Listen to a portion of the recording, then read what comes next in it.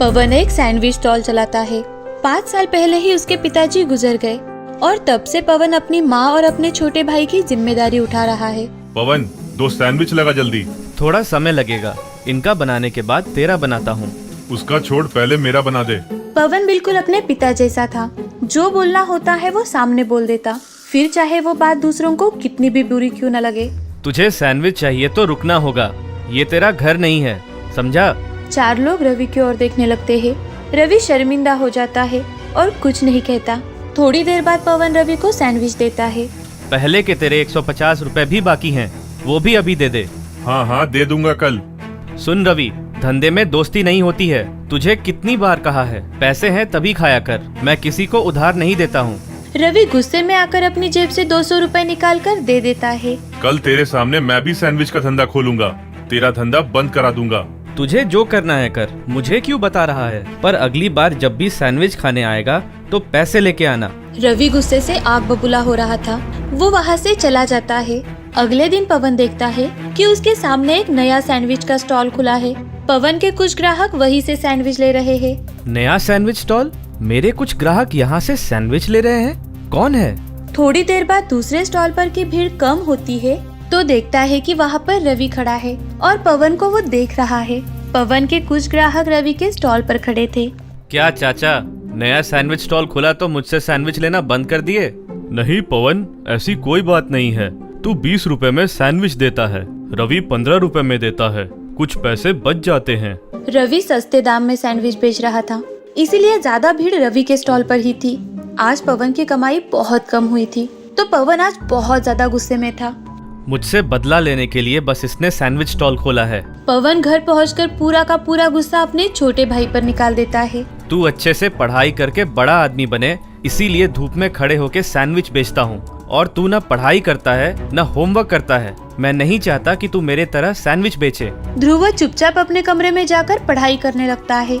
पवन का गुस्सा देखकर माँ कहती है, क्या हुआ बेटा? बिना बात बेचारे ध्रुव पर क्यों चिल्ला रहा था? ये देखो आज की कमाई। इतना कम कैसे? रवि ने नया सैंडविच का स्टॉल खोला है, वो सस्ते में सैंडविच बेच रहा है। मेरे सारे ग्राहक उससे सैंडविच लेने जा रहे हैं। बेटा, धंधे में ऐसा होता ही रहता है। रवि आज कमा रहा है तो कल तू कमाएगा, अब खाना खा ले। धीरे धीरे पवन के सारे ग्राहक रवि के पास ही चले जाते हैं।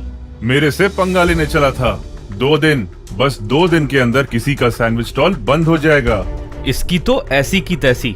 मुझे एक बात नहीं समझ आ रही है, ये रवि का बच्चा 15 रुपए में सैंडविच बेच कैसे रहा है? इतना सस्ता, कुछ तो गड़बड़ है। अगले दिन सुबह पवन ब्रेड लेने के लिए दुकान पर जाता है तो वहाँ पर रवि पहले से ही खड़ा होता है। रवि जल्दी से पैसे देकर ब्रेड खरीदकर वहाँ से चला जाता है। क्या भाई, रवि तेरा घर वाला लगता है जो उसे सस्ते दाम पे ब्रेड दे रहा है और मुझे महंगे दाम पे, ऐसा क्यों? अरे नहीं नहीं भाई, बात कुछ ऐसी है कि तुम हमेशा ताज़ा ब्रेड लेते हो और रवि हमेशा बासी ब्रेड लेता है, इसीलिए रवि को सस्ते दाम पे ब्रेड देते हैं। तुम भी लो बासी ब्रेड, तुम्हें तो और सस्ते में दे देंगे। अरे नहीं नहीं भाई, मुझे ताज़ा ब्रेड ही दो। अब देखते हैं किसका सैंडविच स्टॉल बंद होता है। गांव के कुछ बड़े लोग रवि के सैंडविच स्टॉल पर सैंडविच खाने के लिए आते हैं कि तभी दूसरी ओर से पवन आवाज लगाता है, अरे साहब, यहाँ से सैंडविच मत खाओ, आपका इतना अच्छा शरीर है, बासी ब्रेड का सैंडविच शरीर के लिए हानिकारक है। पवन, तू झूठ तो नहीं कह रहा है ना? नहीं साहब, मैं कभी झूठ नहीं बोलता हूँ, एक बार मेरा सैंडविच खा के तो देखो। साहब पवन का सैंडविच खाकर देखते हैं। उन्हें दोनों सैंडविच का स्वाद अलग अलग लगता है तो साहब ने रवि को बुलाया। रवि, तू बासी ब्रेड का सैंडविच बनाता है? अरे अरे नहीं साहब, ये पवन तो मुझसे जलता है, इसीलिए झूठ बोल रहा है। साहब, जहाँ से रवि ब्रेड लाता है उससे पूछ लो, दूध का दूध और पानी का पानी हो जाएगा। साहब अपने 2 बॉडीगार्ड को ब्रेड वाले के पास भेजते हैं। थोड़ी ही देर बाद बॉडीगार्ड ब्रेड वाले को लेकर आता है। हाँ साहब, रवि मुझसे बासी ब्रेड लेता है। ये सुनकर साहब का गुस्सा बढ़ गया। उसने अपने बॉडीगार्ड को इशारा किया और साहब के दोनों बॉडीगार्ड ने मिलकर रवि की जमकर पिटाई की, साथ ही रवि का स्टॉल भी तोड़ दिया। आइंदा अगर तूने कोई भी स्टॉल खोला तो मुझसे बुरा कोई नहीं होगा, समझा ना? रवि पैसे बचाने के लिए सस्ता ब्रेड यूज करता था, लेकिन उसका लालच उसी पर भारी पड़ा। एक बार फिर से गांव में पवन का ही सैंडविच बिकने लगा। पवन ईमानदार था, उसके साथ सब अच्छा हुआ। वही रवि लालची था तो उसकी नैया डूब गई। सुंदरपुर नाम के गांव में हरिहर नाम का एक आदमी रहा करता था। उसे कुछ काम धंधा ना होने के कारण वो हमेशा खाली बैठा रहता था। एक दिन हरिहर गांव में ऐसे ही टहल रहा था तो उसे कुछ शैम्पू की खाली बोतलें मिली।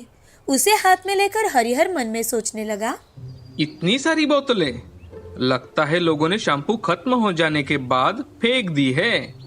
क्यों ना मैं इसका कुछ इस्तेमाल करूं?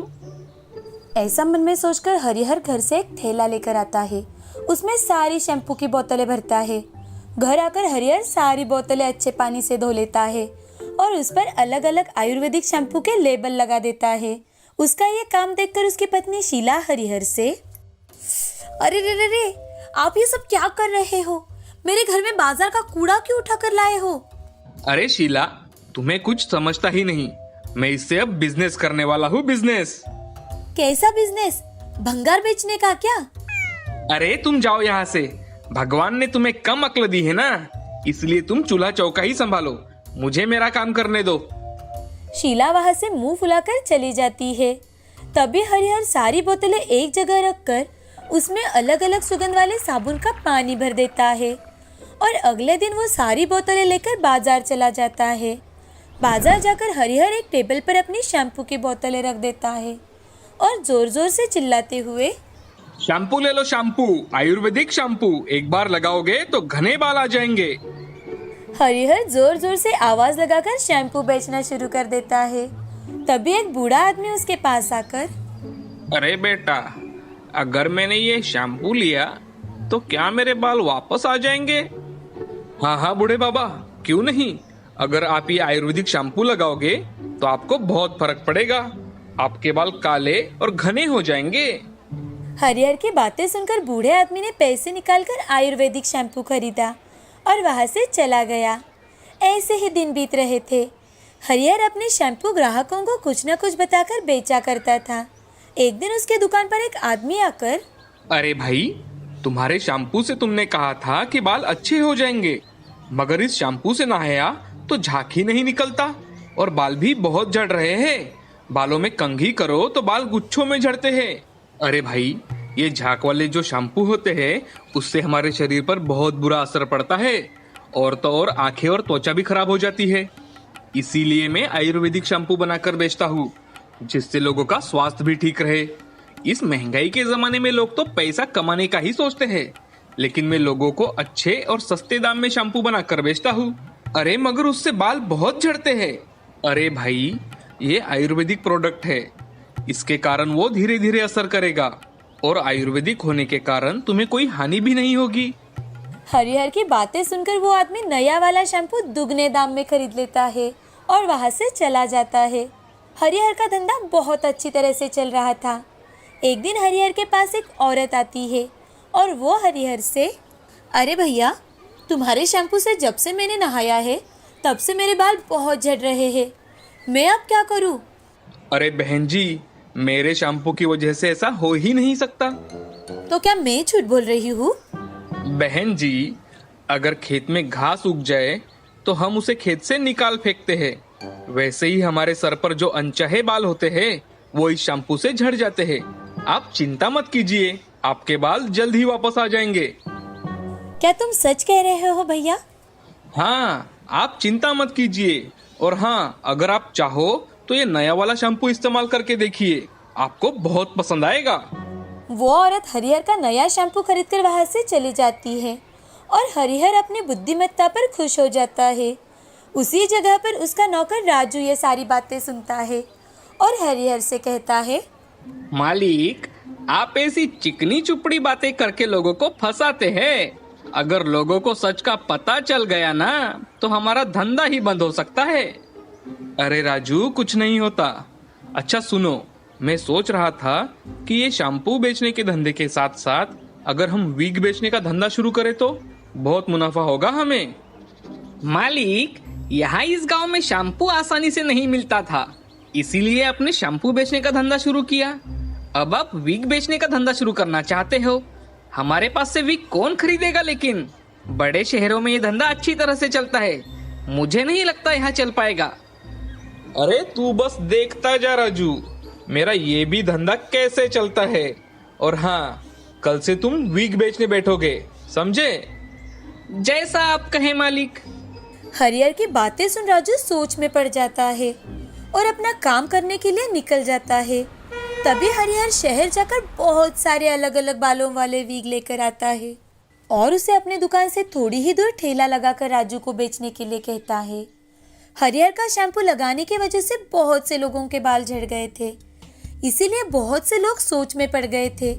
तभी एक दिन श्याम नाम का आदमी अपने दोस्त राम से, अरे भाई, मैंने जो बाजार में नया शैम्पू वाला आया है ना, उसके पास से शैम्पू लेकर मेरे बाल धोए तो देखो मेरे सर के सारे बाल ही चले गए।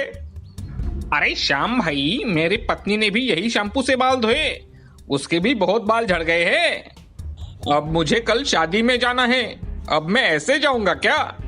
हाँ, ये तो बड़ी समस्या है। चलो हम कुछ सोचते हैं इस बारे में। बातें करते करते श्याम और उसका दोस्त राम रास्ते से गुजर रहे थे कि तभी उन्हें एक वीग बेचने वाला दिखता है। तो राम के मन में विचार आता है।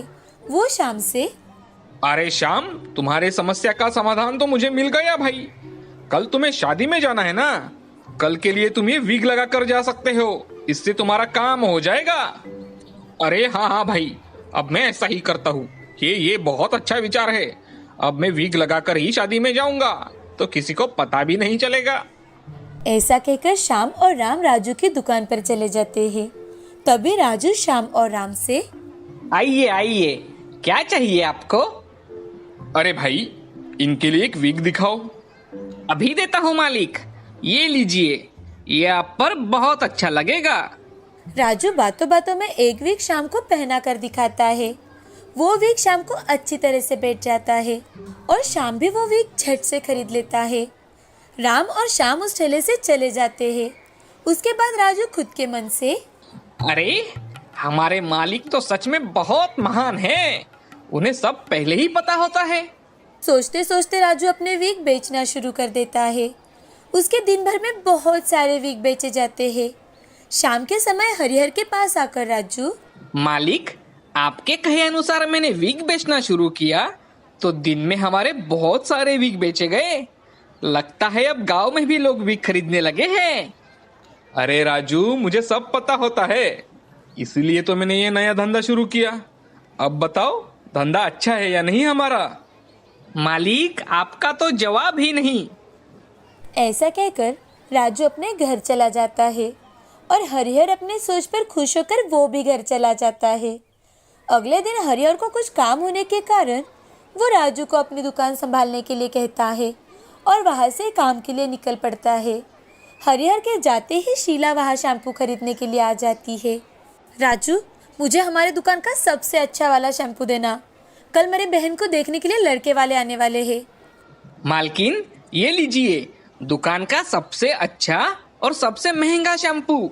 बहुत असरदार है ये, और साथ ही साथ आयुर्वेदिक भी। ठीक है।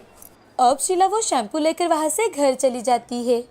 अगले दिन शीला चिल्लाते हुए दुकान पर आती है और हरिहर से कहती है, आपको मैंने 1000 बार समझाया है कि केमिकल डालकर शैम्पू मत बनाया करो, मगर तुम हो कि मेरी बातें बिल्कुल नहीं सुनते।